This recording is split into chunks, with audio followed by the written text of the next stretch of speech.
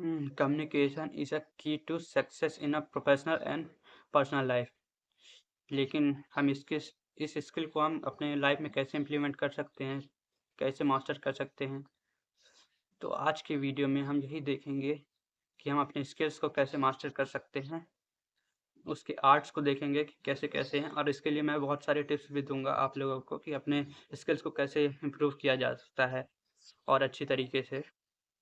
तो पहले हम देखेंगे अपने एक्टिव लिसनिंग को, जिसमें हम सामने वाले की बात को अच्छे से समझेंगे, समझ सकेंगे, ताकि उनकी जो बोल रहे हैं वो समझ में आए।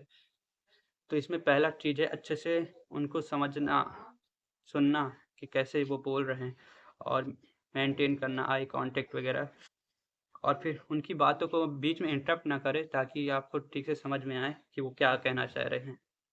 अगर और अपने वर्बल्स यानी कि कुछ कुछ भी क्यूज़ वगैरह दे सकते हो कि हाँ, ऐसा ठीक है, समझ में आ रहा है करके ऐसा बोल सकते हैं। और फिर उससे अपनी अगर उसका क्वेश्चन ठीक से समझ में नहीं आ रहा है तो उससे पूछ भी सकते हैं कि बोलना क्या चाहता है वो। इसी तरीके से एक्टिव लिसनिंग होता है। और फिर आता है क्लियर एंड कॉन्साइज़ कम्युनिकेशन, जिसमें हम अपनी बातों को ठीक से सामने वाले को बोल सकते हैं।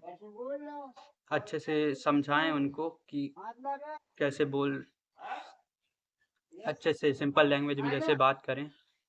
तो इसमें टिप्स देना चाहूँगा, जिसमें हम वो अच्छे अपने सिंपल लैंग्वेज में बात कर सकते हैं, और धीरे-धीरे बात करें जिससे सामने वाले को अच्छे से समझ में आए।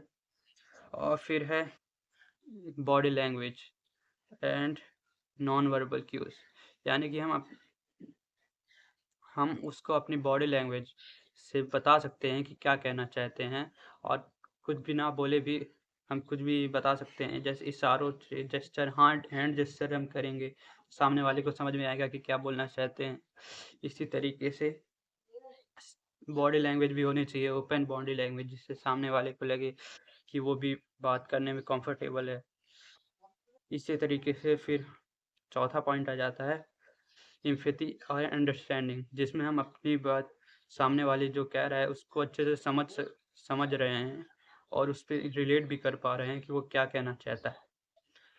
तो इसके लिए तो सिंपैथी शो करने के लिए हमको हमेशा एक्टिव लिसनर होना चाहिए, समझना चाहिए कि वो क्या बोल रहा है, और उनके बीच में कुछ बोलना नहीं चाहिए, इंटरप्ट नहीं करना चाहिए उनकी बात के लिए। और बी माइंडफुल, यानी कि उनकी बातों के लिए अपने माइंड को खुला रखना चाहिए, और उसकी सामने वाले के पर्सपेक्टिव से भी देखना चाहिए कि वो क्या कहना चाहता है। और लास्ट पॉइंट आता है प्रैक्टिस एंड फीडबैक, जिसमें हम अपनी अपनी लैंग्वेज वगैरह जैसा बोल सकते हैं वैसा प्रैक्टिस कर रहे हैं, कहीं मिरर के सामने जाके या फिर पब्लिक में जाके बात कर रहे हैं किसी भी इंसान से। तो अपने कम्युनिकेशन को इम्प्रूव करना, प्रैक्टिस करना, उसके लिए हम सामने वाले से अपनी फीडबैक भी ले सकते हैं, ताकि हमको पता चले कि वो क्या कि हमारी कम्युनिकेशन कैसी है। Effective communication is a valuable skill. इस स्किल में हम अपनी बातें को ठीक से कह सकते हैं। इस तो अभी हमने एक्टिव लिसनिंग सीखा कि अच्छे से सुना कैसे जाता है, और दूसरा है क्लियर कम्युनिकेशन, जिसमें हम अपनी बातों को ठीक से कह सकते हैं। सिंपल लैंग्वेज जैसे यूज़ करना।